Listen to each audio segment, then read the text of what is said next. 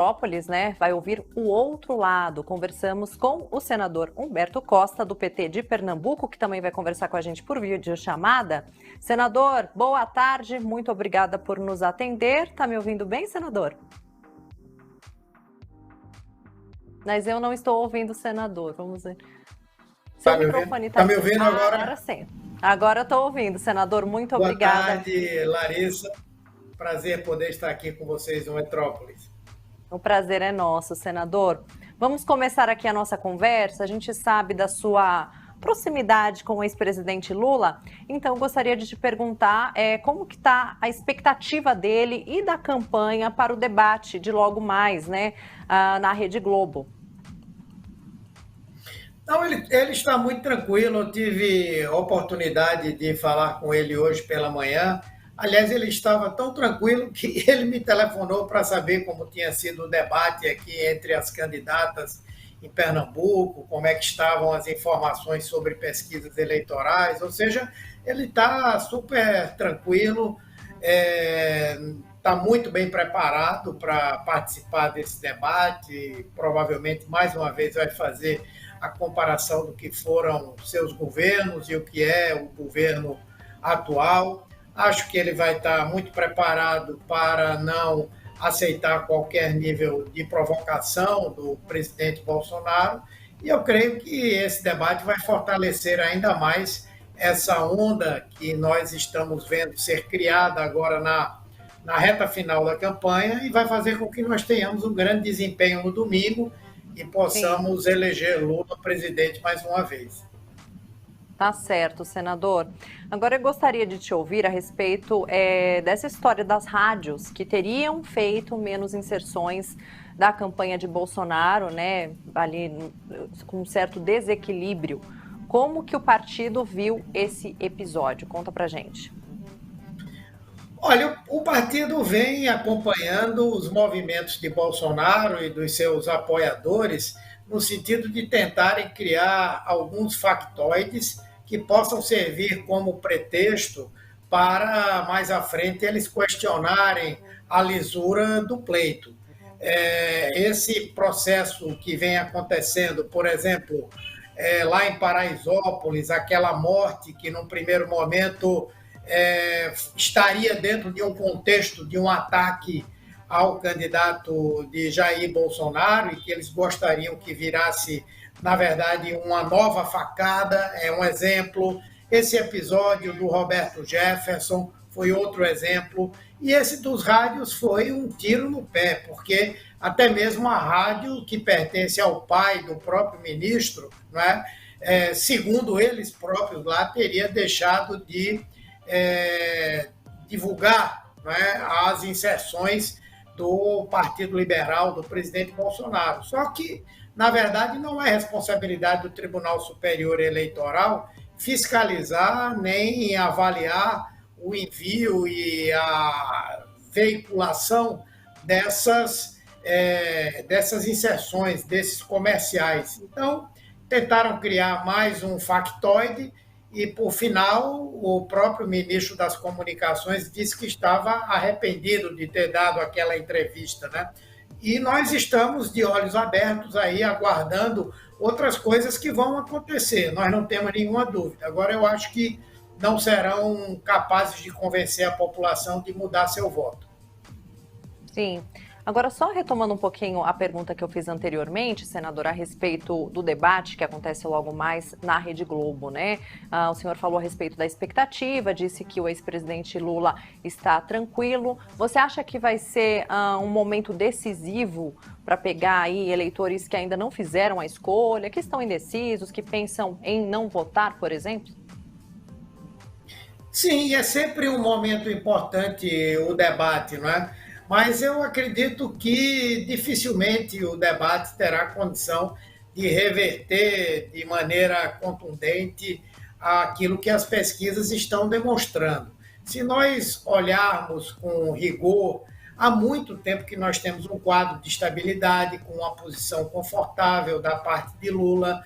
As pesquisas estão mostrando, inclusive, que o resultado do primeiro turno ele está se reproduzindo nesse momento em termos do pensamento do eleitorado.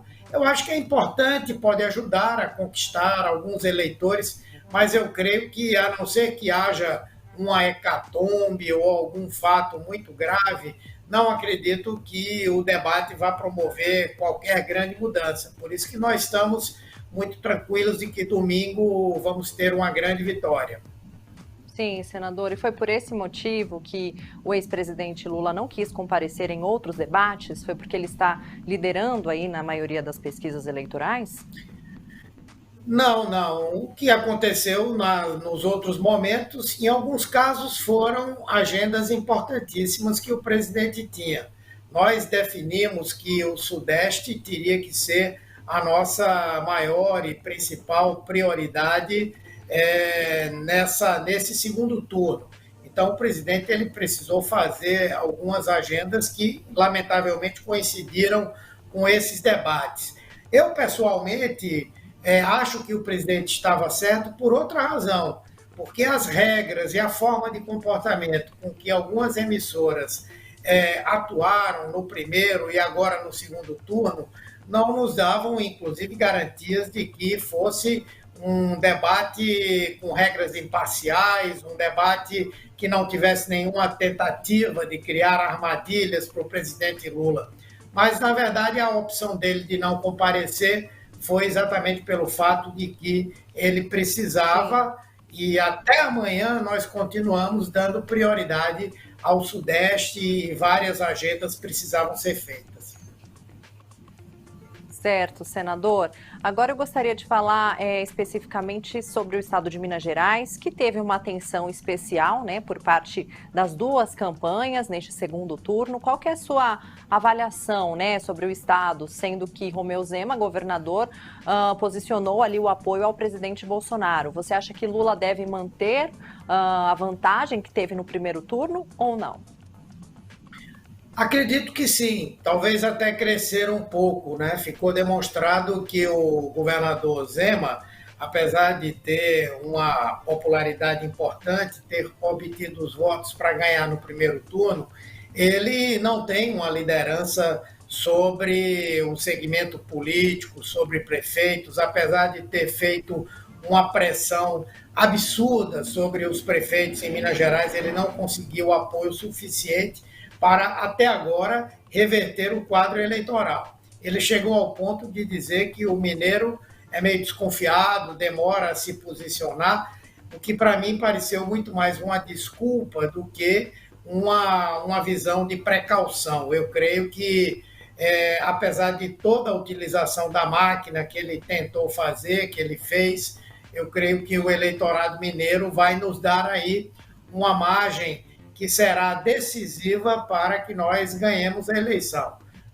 Nós estamos diminuindo fortemente a vantagem que Bolsonaro tinha em São Paulo, estamos diminuindo também no Rio, e Minas Gerais nós vamos continuar vencendo, essa é a nossa expectativa.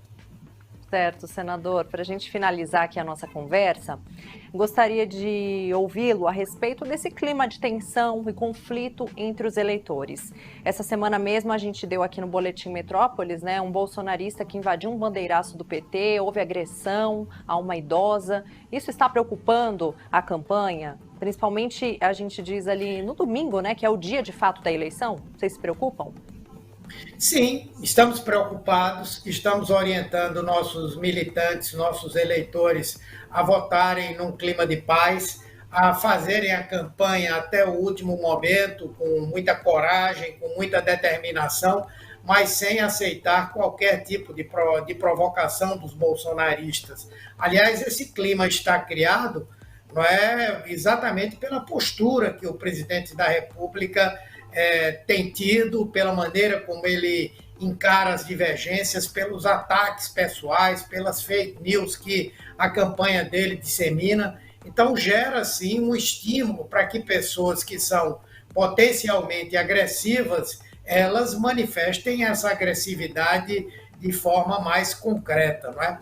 Mas eu acredito que a nossa tranquilidade, a nossa certeza da vitória vai fazer com que os nossos eleitores não aceitem as provocações que, na verdade, são pretextos para questionar uma eleição que é, até o presente momento, absolutamente limpa. Perfeito, conversamos com o senador Humberto Costa. Muito obrigada, senadora. Até uma próxima. Muito obrigado, um abraço.